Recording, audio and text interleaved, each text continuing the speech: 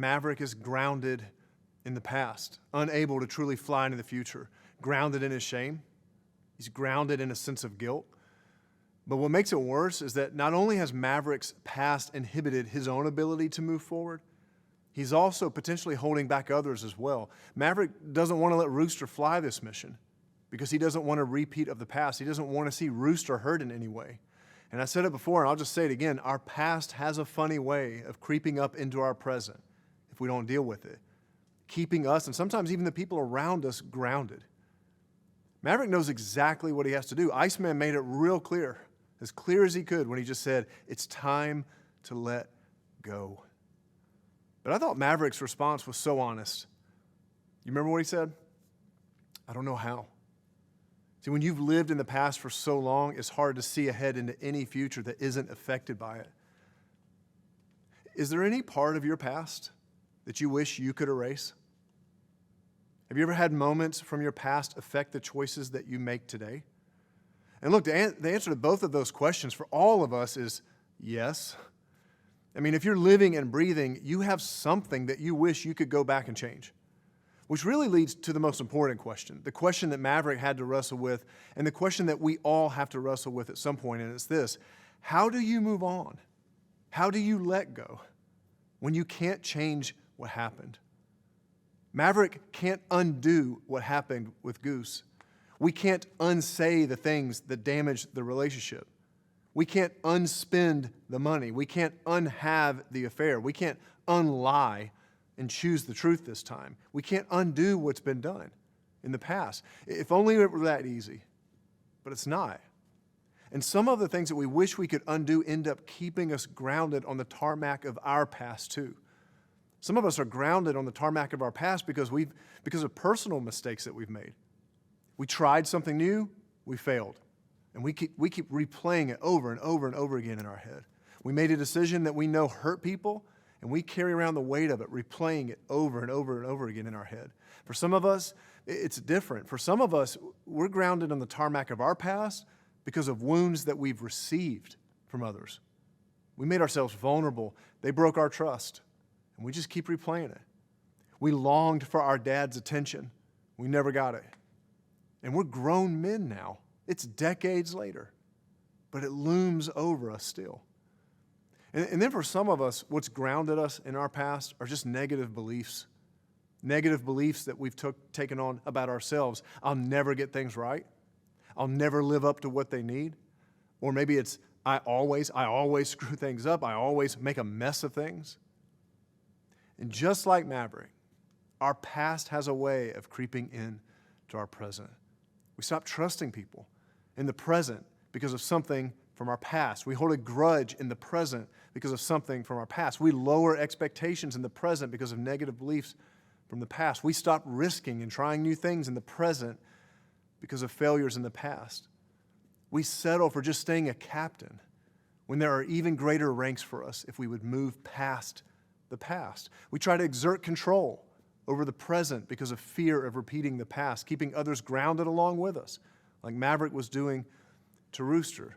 So what do you do? What do you do? You know, there's 5 simple words to answer that question.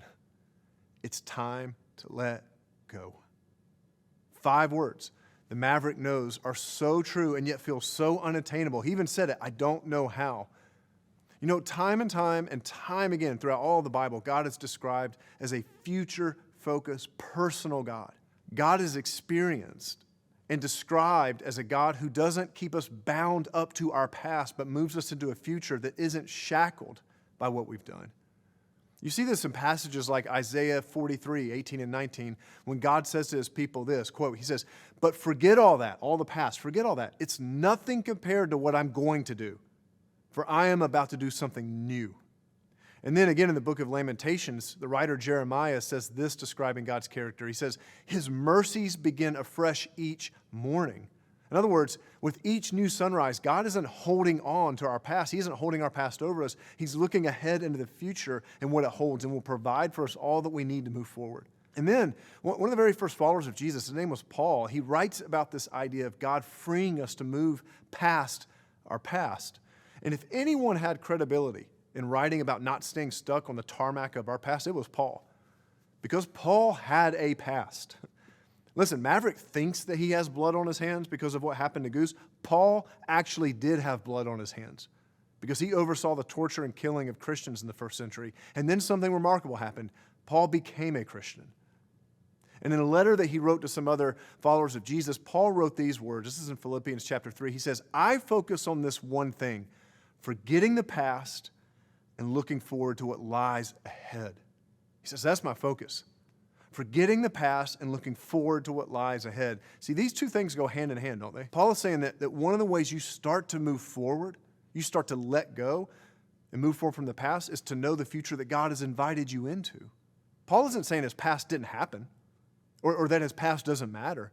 He's saying that he's handed his past over to God.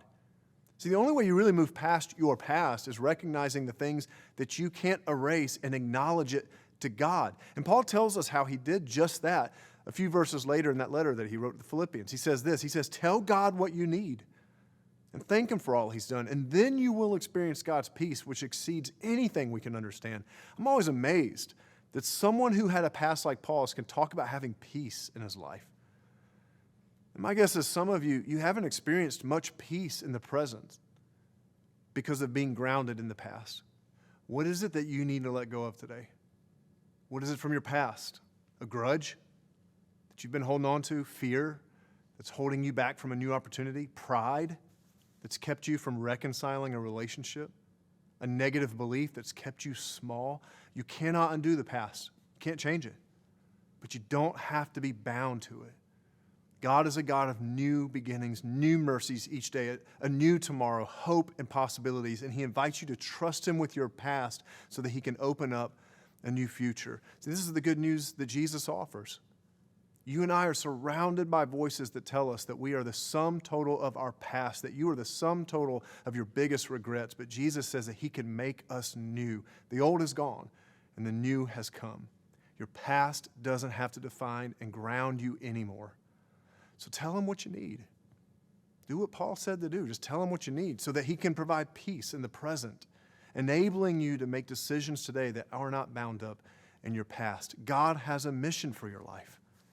God is at work all around us, and he has good things for you to accomplish in this world, but we won't be able to step into that mission with freedom and peace if we're stuck on the tarmac of our past. So set your eyes on what's ahead, not what's behind. Tell God what you need and trust that Jesus Christ has taken care of your past and now given you all that you need to step into the future with peace.